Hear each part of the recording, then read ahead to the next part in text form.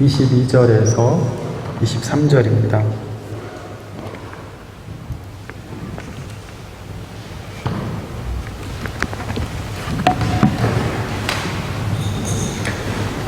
구약성경 시편 55편 22절에서 23절 말씀 다 찾으신 줄 알고 우리 같이 한번 봉독하겠습니다. 시작. 내 짐을 여호와께 맡기라. 그가 너를 붙드시고 의인의 요동함을 영원히 허락하지 아니하시리로다. 하나님이여, 주께서 그들로 파멸의 웅덩이에 빠지게 하시리이다. 피를 흘리게 하며 속이는 자들은 그들의 날에 반도 살지 못할 것이나 나는 주를 의지하리이다. 아멘. 같이 기도하겠습니다. 하나님 감사합니다.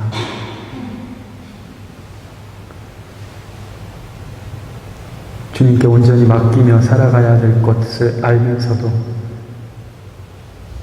일단 마음의 짐이 맡겨지지가 않고, 내 감정의 짐이 맡겨지지 않고, 불안의 짐이 맡겨지지가 않고, 관계의 짐이 맡겨지지가 않습니다. 그러다 보니 늘 과거를 돌아보게 되고, 이랬으면 어땠을까, 저랬으면 어땠을까, 또 미래에 대한 두려움은 현실을 부정하게 만듭니다. 하나님, 오늘 이 시간 내게 주신 오늘 하루의 은혜를 감사히 받고 즐길 줄 알 수 있는 그런 저희들 되게 하여 주옵소서. 말씀 가운데 가르치시고 깨우치시게 하시기를 간절히 원하오며 예수 그리스도 이름으로 감사하며 기도드리옵나이다. 아멘. 오늘 말씀의 제목은 다 이루지 못해도 괜찮아. 무슨 순정만화 제목 같기도 하고 여러분은 완벽주의자입니까? 완벽주의자입니까? 완벽주의자. 아마 대부분의 사람들은 완벽주의자라는 말에는 아니요, 설레설레 할 겁니다.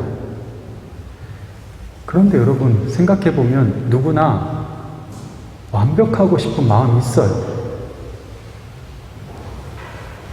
그런데 왜 우리는 그렇게 완벽해지고 싶은, 이보다 더 나아지고 싶고 더 정말 확실해지고 싶은 소망이 있는데도 불구하고 완벽주의자는 아니라고 얘기할까요? 아마 자신이 부족한 점이 많다고 생각하기 때문일 것입니다. 제가 처음 독일에 와서 어학원을 다닐 때 느낀 게 있습니다. 각 나라별로 나는 알아, 나는 알고 있어, 이 개념이 다르다는 것을 깨달았어요. 특히 동북아 지역인 한국, 중국, 일본,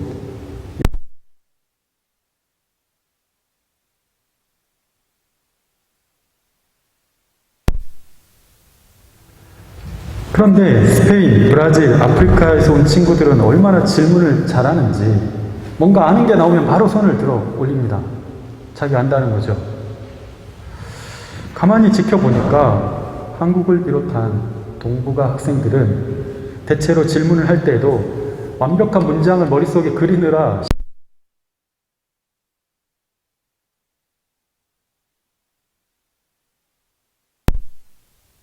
뭔가를 대답할 때도 바로바로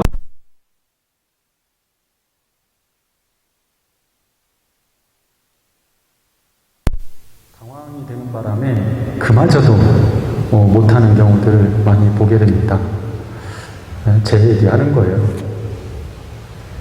그런데 동북아 지역 외에 다른 나라 친구들은 희한하게도 자기가 아는 거 하나만 나와도 손을 드는 거예요. 자기 안다고. 아, 나 그거 알아. 근데 우리는 내가 모르는 게 있으면 나 그거 몰라. 그거 하나를 모르는데 모른다고 생각하는 거예요. 완벽하지 않다고 하는 거죠. 내가 생각할 때는. 거침없이 스페인 애들은, 브라질에서 온 친구들은 손을 들어서 아, 나 그거 알아 라고 얘기하는 것을 보면서 막 던져요. 문장, 구조 뭐 이런 거 생각 없이 막 던지는데 선생님은 또 다 알아들어. 그러니까 동북아 친구들은 와, 독일어 잘한다. 뭐 대충 이렇게 느끼면서 나는 왜 저렇게 안 될까? 근데 사실 막 보면 막 문장이 다 뒤틀려 있고 막 던지는 건데도 불구하고 잘한다고 느끼는 거예요. 왜? 나는 그렇게까지도 못하니까. 근데 막상 시험을 치르고 나면 동북아 학생들의 성적이 훨씬 높아요. 왜? 철저히 문법이나 이런 필기 시험에서 강하니까. 물론 말이 트이는 것은 다 그런 것은 아니지만 대체로 느립니다. 어쩌면 우리는 완벽해야만 말을 할 수 있다는 환상을 가지고 있는지 모릅니다. 어쩌면 우리는 내가 완벽하게 보여야만 상대방으로부터 존중을 받을 수 있고, 내가 완벽하게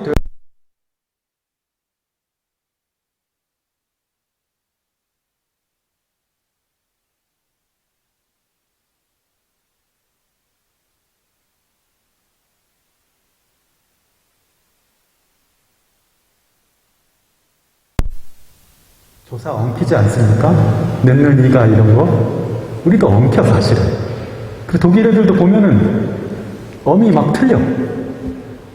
자기들도 고쳐줘 막. 그거 아이넨 뭐 아인 뭐 이렇게 아이네 뭐 이러면서 고쳐주더라고요. 너 그거 틀렸어.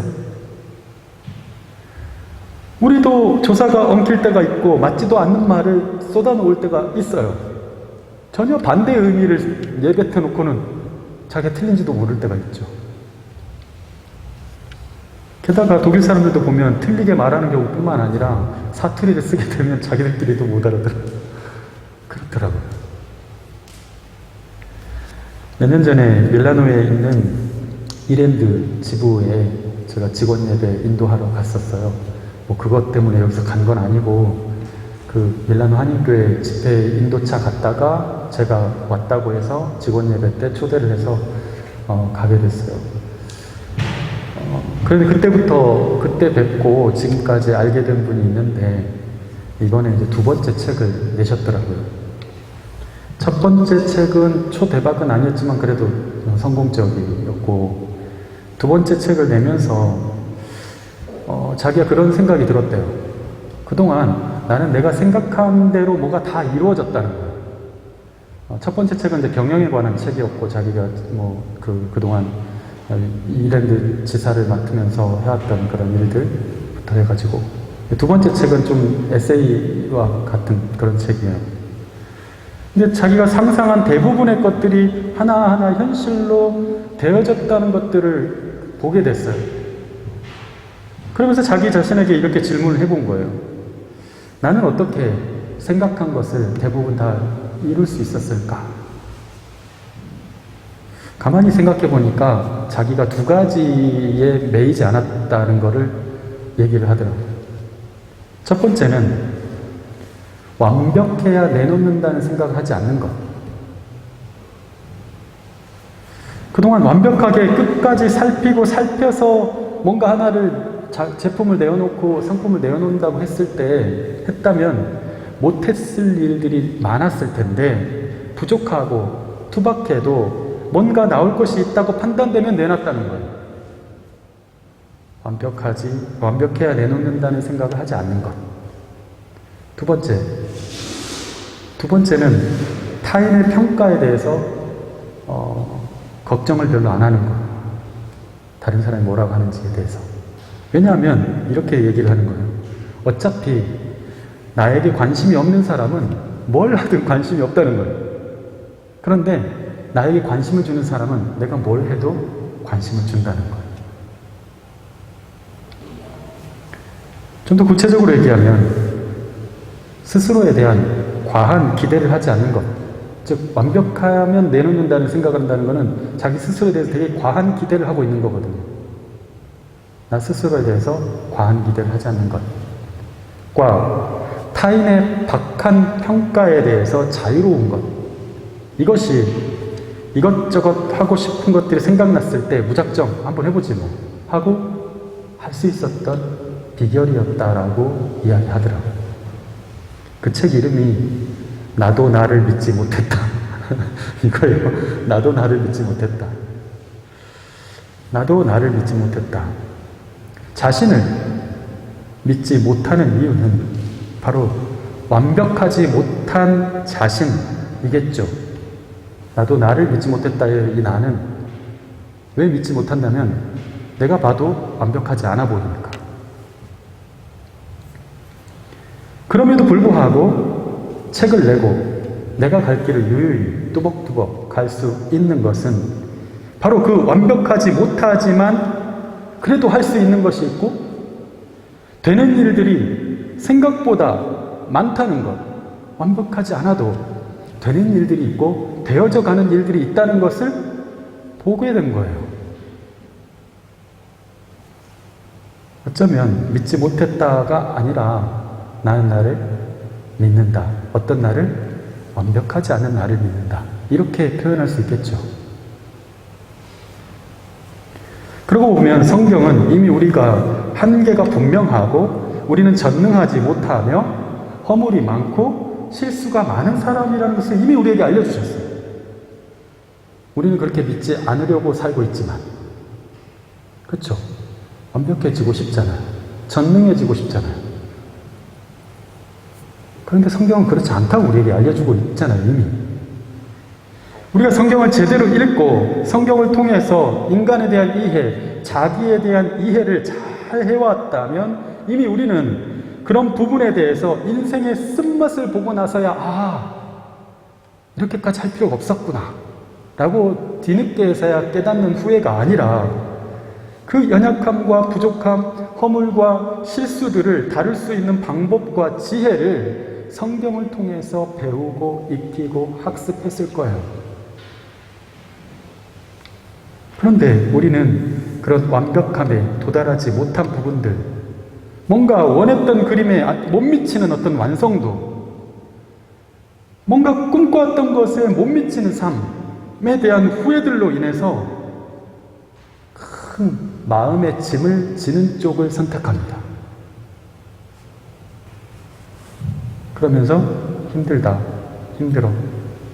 한번 뭐가 좀 내 뜻대로 안 되면 팍 다운돼가지고 과연 내가 할 수 있을까? 막 이러고 있고.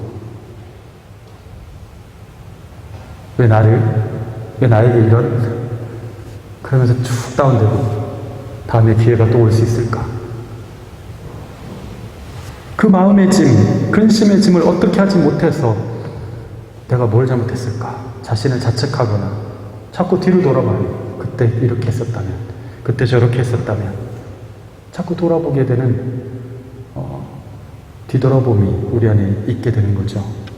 그러나 여러분, 그런 자책과 회화는 그 짐에서 벗어나는데 아무런 도움이 되지 않습니다. 오늘 말씀을 그런 마음 가운데서 한번 읽어보십시오. 얼마나 통쾌하고 감사한 표현인지. 우리 22절 말씀 같이 한번 읽겠습니다.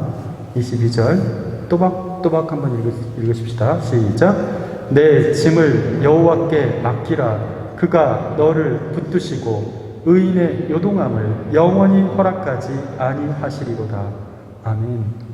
다시 한번 또박또박 시작. 내 짐을 여호와께 맡기라. 그가 너를 붙드시고 의인의 요동함을 영원히 허락하지 아니하시리로다.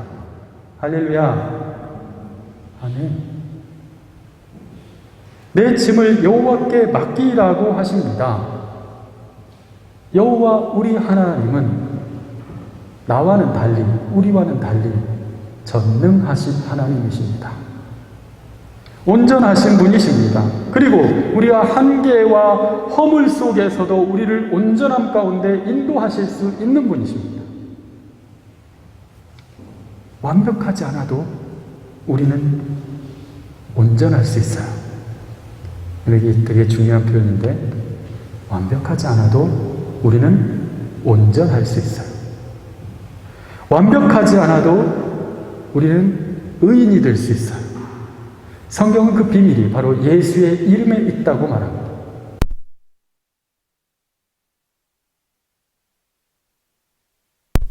어떤 문제와 상황 앞에서도 예수가 나를 자유케 하시는 구주로 믿는 그 믿음이 우리를 온전하게 하고 우리를 의롭게 합니다. 그가 너를 붙드시고 의인의 요동함을 영원히 허락하지 아니하시리로다 하셨습니다. 우리가 착각하지 말아야 될 것은 성경에서 우리가 지금 시편을 할 때도 잠언을 할 때도 성경에서의 그 지혜라는 표현이 세상적인 그 지혜가 아니라는 거 분명히 말씀드렸었는데, 또 중요한 표현 하나가 의인이라는 표현이에요. 의인. 의인은 믿음으로 말미암아 살리라 했던 그 의인. 우리가 아는 세상적인 표현으로 죄가 없는 사람, 또는 정말 뭔가 존경받을 만한 사람, 그런 뜻이 아닙니다. 성경에서의 의인은 온전히 의로운 사람, 죄가 없는 사람이 아니라 죄가 있고 허물이 많지만 예수님을 믿음으로 의롭다 하심을 입은 사람, 이 의인입니다. 이게 성경적인 의미의 의인이에요.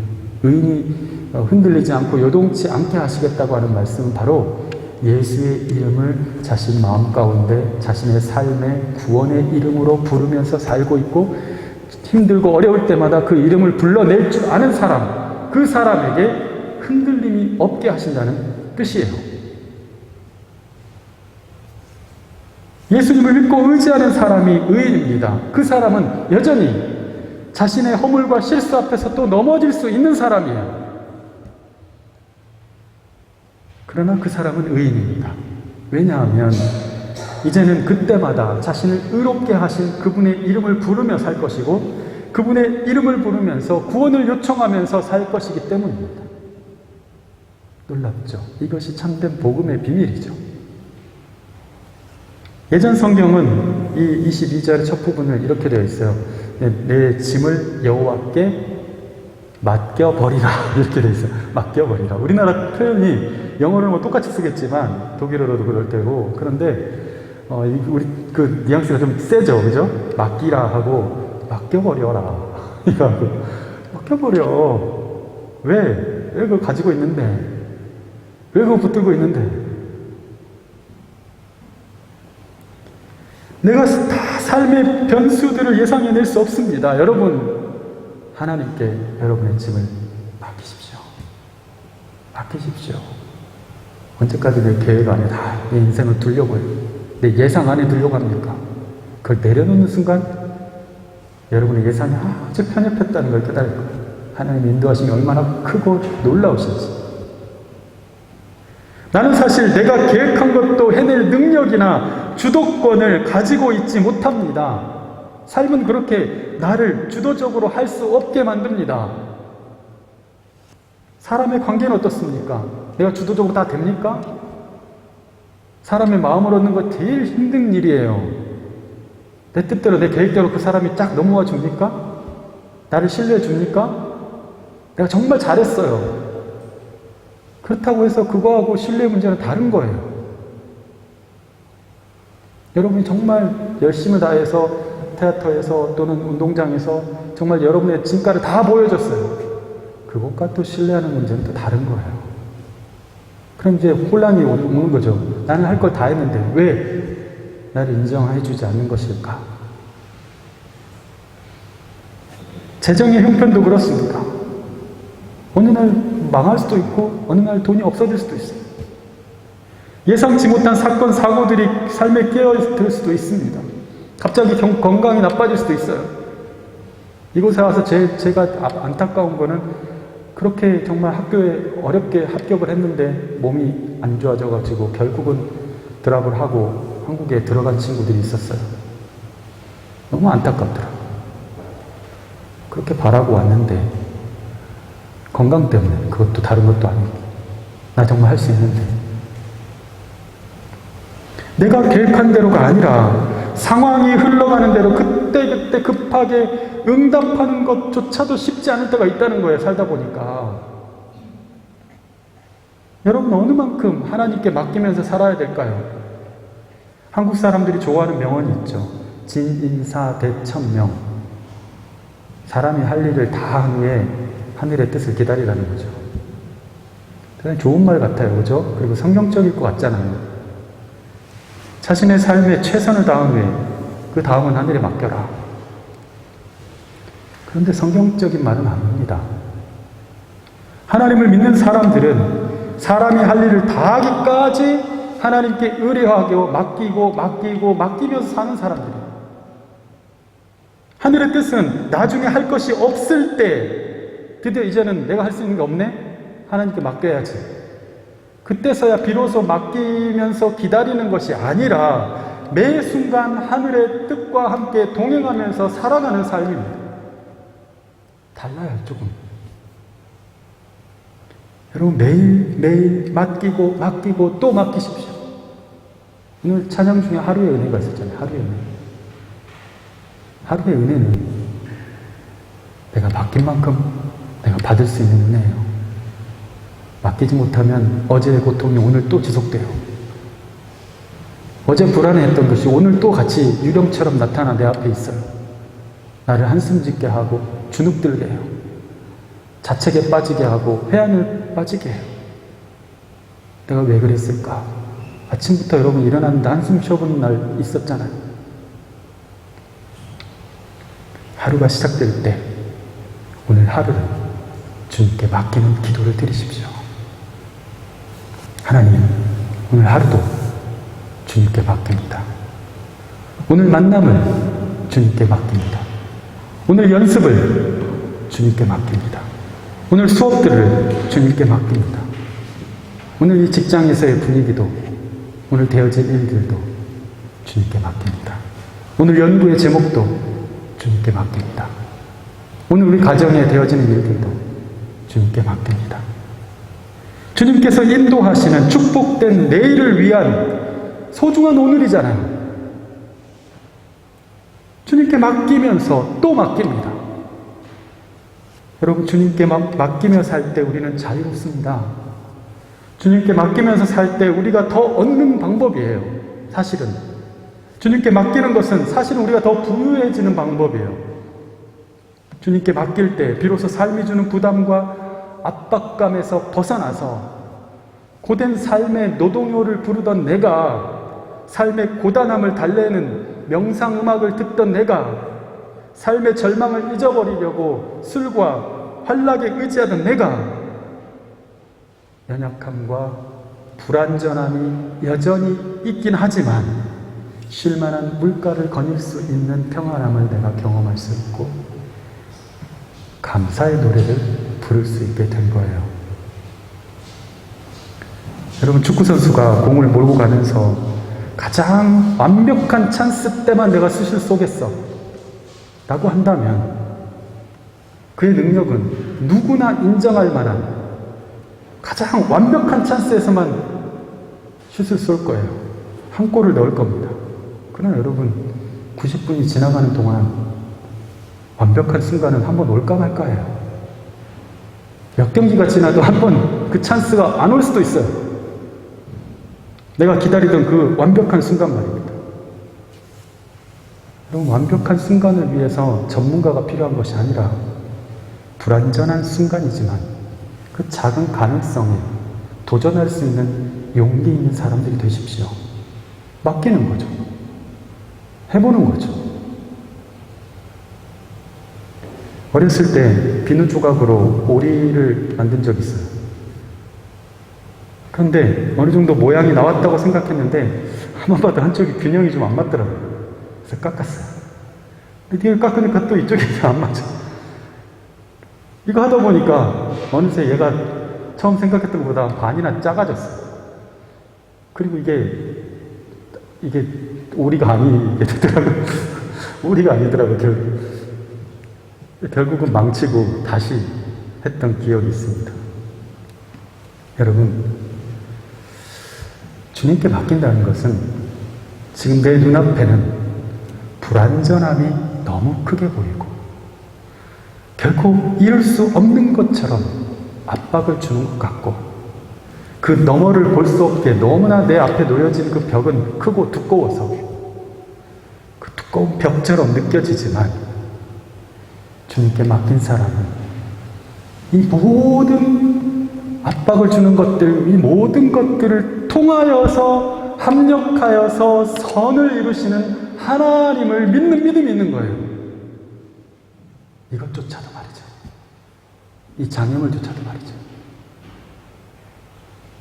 여기서 자유가 있는 거예요, 여러분. 이게 자유지. 뭐가 자유예요? 장애물이 다 사라진 게 자유예요? 사라질까 뭐 기대해보세요. 그 날이 오나? 죽을 날까지 장애물들은 있어요, 무조건. 그러나 그것을 뛰어넘을 수 있는 믿음을 우리에게 주셨어요. 매일매일 맡기는 삶이 안 되면 우리 삶은 너무나 고단합니다. 피곤해요. 예수님의 십자가가 더 무거워지는 거지. 그러나 반대로 매일매일 주님께 맡기기 시작할 때부터 우리의 삶은 소망이 다시 내게로 돌아와서 나를 노래하게 할 것입니다. 주님께 맡겨버리십시오. 날마다 맡기십시오. 재정도, 환경도, 미래도, 우리 서로의 관계도, 여러분 서로의 관계도, 가정에서의 부부의 관계도 맡기십시오. 내가 지키고 싶은 행복한 가정도 맡기십시오. 안고 싶은 자리도, 어떤 일의 결과도, 그리고 그 일을 이루기 위한 지독한 외로움과 고단한 그 과정도 주님께 맡기십시오. 그럼 믿음은요, 다른 게 아니에요. 주님께 맡길 수 있는 게 믿음이에요. 여러분 믿음 있습니까? 믿음 있다는 건 내가 믿습니다. 고백하는 게 믿음이 아니에요. 그런 상황이 왔을 때 맡길 수 있는 게 믿음이에요. 믿음 가지세요, 여러분. 믿음. 여러분을 자유케 해줄 겁니다. 믿음이 있다는 것은 맡길 수 있다는 거예요. 다 이루지 못해도 괜찮습니다. 서로가 완벽해지지 않아도 괜찮아요. 늘 최고가 아니어도 괜찮습니다. 왜냐하면 다 이루는 것, 늘 최고인 것, 늘 서로가 완벽해지는 것이 우리 삶의 목표가 아니라 어느 순간이나 우리를 온전케 하시고 자유케 하시는 그 주님과 동행하는 삶이 우리의 목표인 거예요. 여러분의 삶의 목표를 정말 잘 두십시오. 거기에 자유함이 있고 기쁨이 있어요. 눈 딱 감고 맡기고, 내가 어찌 할 수 없어서 맡기고, 그럴 수밖에 없으니까 또 맡기고, 맡기는 게 가장 낫기 때문에 맡기고, 맡기다 보니 그게 가장 좋아서 또 맡기는, 그런 맡기는 삶이 되시기를 바랍니다. 여러분 주님께 맡길 때 가장 좋습니다. 그분이 모든 상황을 다 합력하여 선을 이루어 가실 줄로 믿고, 그 믿음으로 날마다 맡김을 성공하며 살아가는 저와 여러분이 될 수 있기를 예수님의 이름으로 축원합니다. 우리 같이 기도하겠습니다.